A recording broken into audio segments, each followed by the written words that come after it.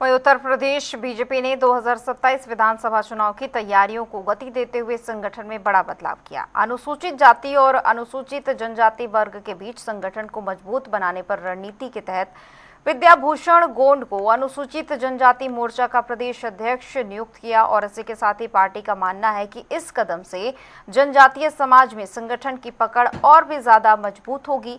हाल ही में घोषित नई प्रदेश टीम में सामाजिक और क्षेत्रीय संतुलन पर विशेष फोकस किया गया, जिसे आगामी विधानसभा चुनाव की रणनीति का अहम हिस्सा माना जा रहा है। भारतीय जनता पार्टी ने संगठन में बड़ा विस्तार किया है और इसको लेकर हमारे साथ विद्याभूषण गौड़ जी मौजूद हैं।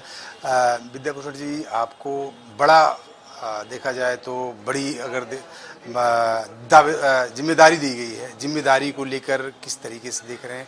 और बड़ा प्रदेश है, बड़ी जिम्मेदारी है, क्या चुनौती है? सबसे पहले तो हमारे माननीय प्रदेश अध्यक्ष जी, हमारे महामंत्री संगठन जी, केंद्रीय नेतृत्व को, शीर्ष नेतृत्व को मैं धन्यवाद ज्ञापित करता हूँ कि मुझ जैसे आम कार्यकर्ता को इतने बड़े दायित्व पर उन्होंने बैठा दिया है।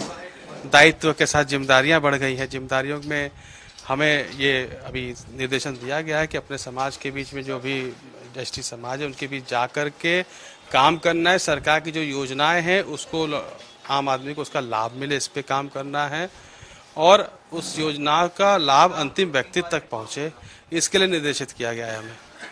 एक चीज़ ये भी है कि संगठन में अगर देखा जाए तो हर वर्ग को साधने की कोशिश की गई है और इसको लेकर अनुसूचित और अनुसूचित जनजाति को भी साधा गया है। तो क्या लगता है, 2027 का चुनाव है सामने, तो क्या लगता है कि प्रदेश में फिर से हैट्रिक लगाने का व्यवस्था? बिल्कुल, कोई इसमें संशय नहीं है। भले ही दूसरी पार्टी के लोग कुछ भी कहें, लेकिन जो SC ST समाज के लिए हमारी पार्टी ने, मोदी जी ने, योगी जी ने जो काम किया है, जो योजनाएं ऐसी चलाई गई हैं। अब जैसे सामान्यतः मैं आपको एक उदाहरण देता हूं, कोई SC ST समाज का बच्चा है, उसको पढ़ाई करने की आवश्यकता है, निःशुल्क पढ़ाई की व्यवस्था है। इंटरमीडिएट पास करने के बाद में अगर मान लीजिए उसको इंजीनियरिंग की तैयारी करनी है, मेडिकल की तैयारी करनी है या UPSC की तैयारी करनी है, उसके लिए भी PM अभ्युदय योजना के नाम से एक योजना चल रही है जिसमें उनको निःशुल्क शिक्षा दी जाती है। पढ़ाई का एजुकेशन स्टैंडर्ड उनका बढ़ाने के लिए सरकार निरंतर प्रयास है।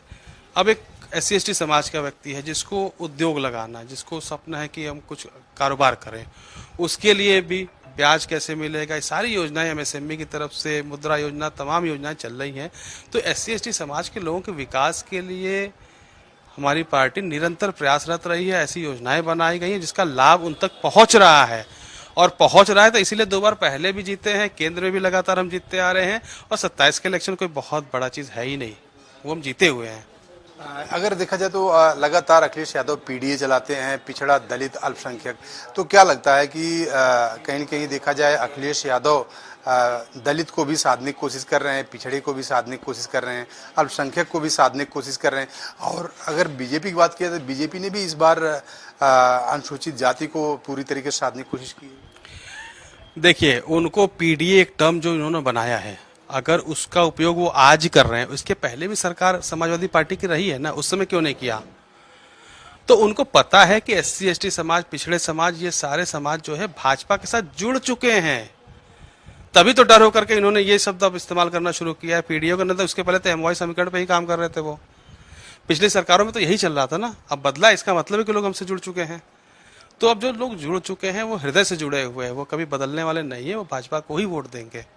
अच्छा, बसपा सुप्रीमो की अगर बात किया जाए, मायावती भी लगातार देखा जाए तो जो उनका अनुसूचित है वो कहीं न कहीं उनका कोर वोटर माना जाता था, अनुसूचित जाति, अनुसूचित जनजाति दोनों। तो क्या लगता है कि इस बार भी 2007 की तरह मायावती भी बिल्कुल पूरी तरीके से ताल ठोक चुकी हैं? क्या लगता है कि जो 2027 का चुनाव है अनुसूचित और देखा जाए अनुसूचित जनजाति पर, क्या मायावती फिर से वही जो कब्जा था उनका उस तरीके से कर पाएंगे? नहीं, ऐसा कोई कब्जा मायावती जी का जो भी था वो समाप्त हो चुका है। SC समाज के लोग, जैसा कि मैंने पहले भी बताया है कि जो योजनाएं चल रही हैं वो इतनी सशक्त योजनाएं हैं और उसका लाभ अंतिम व्यक्ति तक पहुंच रहा है। जब लाभ पहुंच रहा है, लोगों का जुड़ाव जो है वो भाजपा से दिल से हो चुका है, तो कोई उसमें दो राय, कोई इफ बट है ही नहीं कि वो बसपा की तरफ वापस जाएंगे। वो हमसे जुड़ चुके हैं, इसमें कोई दो राय नहीं है कि बसपा ठीक है, वो जितना भी काम कर ले, हमने काम करके दिखाया है, तो इसलिए हमें कोई संशय नहीं 27 में वापस हमारी सरकार बनेगी। 27 में सरकार बन रही है। 200%। हमें बस इस पे काम करना है कि चुनाव तो हम जीत ही रहे हैं, हमको वोटिंग परसेंटेज और बढ़ाना है, और अधिक लोगों तक लाभ पहुंचेगा तो और हमारा परसेंटेज बढ़ेगा। इस वजह से हमको इस काम के लिए लगाया गया है। हमको चुनाव लड़ने के जीतने के लिए बहुत मेहनत नहीं करनी है, चुनाव जीते हुए हैं, हमें अपना परसेंटेज बढ़ाना है, मत प्रतिशत बढ़ाना है। मूल मंत्र जो दिया गया प्रदेश अध्यक्ष की तरफ से यही कि वोट परसेंटेज बढ़ाना। जी बिल्कुल, हम चुनाव जीते हुए हैं।